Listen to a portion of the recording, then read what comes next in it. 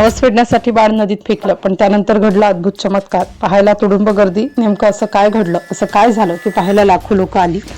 कृष्णा नदीच्या काठावर त्या दिवशी सकाळपासूनच हजारोंची गर्दी जमू लागली होती. काळसर पाणी प्रचंड वेगाने वाहत होतं. नदीचा आवाज ऐकूनच लोकांच्या अंगावर काटा येत होता. त्या एका अशा घटनेने साक्षीदार होण्यासाठी आले होते ज्याची चर्चा संपूर्ण परिसरात सुरू होती. गर्दीत एक जोडपं शांत उभं होतं. त्यांच्या हातात 2 वर्षांचं छोटं बाळ होतं. त्या बाळाला काहीच समजत नव्हतं, पण काही वेळातच त्या छोट्या जीवामुळे हजारो लोकांचा श्वास अडकणार होता. लोकांमध्ये कुजबूज सुरू झाली की आज हे जोडपं आपल्या मुलांना नदीच्या पुरात सोडून नवस फेडणार आहे. लग्नानंतर अनेक वर्ष त्यांना मुलबाळ नव्हतं. डॉक्टर, उपचार, पूजा, नवस त्यांनी सगळं करून पाहिलं होतं. नातेवाईकांचे टोमणे आणि समाजाचे प्रश्न ऐकून ते पूर्णपणे खचले होते. अशातच एका वृद्ध महिलेने त्यांना कृष्णा माईचा नवस सांगितला.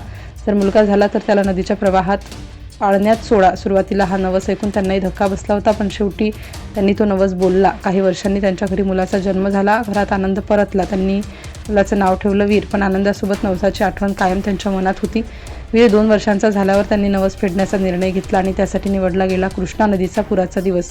त्या दिवशी नदीचं रूप खूप भयानक झालं होतं. धरणाचे दरवाजे उघडल्यामुळे पाण्याचा प्रवाह प्रचंड होता. मोठमोठी झाडंसुद्धा पाण्यासोबत वाहून जात होती. तरीही काही लोक एका लाकडी पाळण्याची तयारी करत होते. पाळण्याला फुगे बांधले जात होते. बाजूला मंत्रोच्चार सुरू होते. वातावरणात भीती आणि श्रद्धा दोन्ही एकत्र मिसळल्या होत्या. हळूहळू वीरला त्या पाळण्यात बसवण्यात आला. आईचे हात थरथरत होते. तिच्या डोळ्यात पाणी होतं. वडील शांत दिसत होते, पण त्याच्या चेहऱ्यावरची भीती स्पष्ट होती. काही पोहणारे पुरुष पाळणा घेऊन नदीत उतरले. सुरुवातीला सगळं ठीक वाटत होतं, पण काही पावलं पुढे जाताच नदीचा जोर वाढू लागला. पाण्याच्या वेगामुळे पाळणा हळू लागला. पाळणा पकडलेले लोक पटांगळ्या खाऊ लागले. किनाऱ्यावर उभे लोकांच्या तोंडून किंकाळा बाहेर पडू लागला. एका क्षणी तर पाळणा त्यांच्या हातातून सुटल्यासारखा दिसला. आई जोरजोरात रडू लागली. संपूर्ण परिसरात एकच गोंधळ उडाला.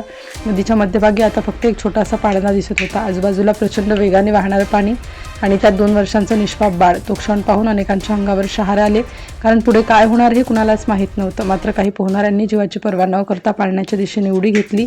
पाण्याच्या लाटांशी झुंजतीत त्यांनी कसाबसा पाळणा पकडला. काही मिनिटांच्या प्रयत्नानंतर ते हळूहळू किनाऱ्याकडे परत येऊ लागले.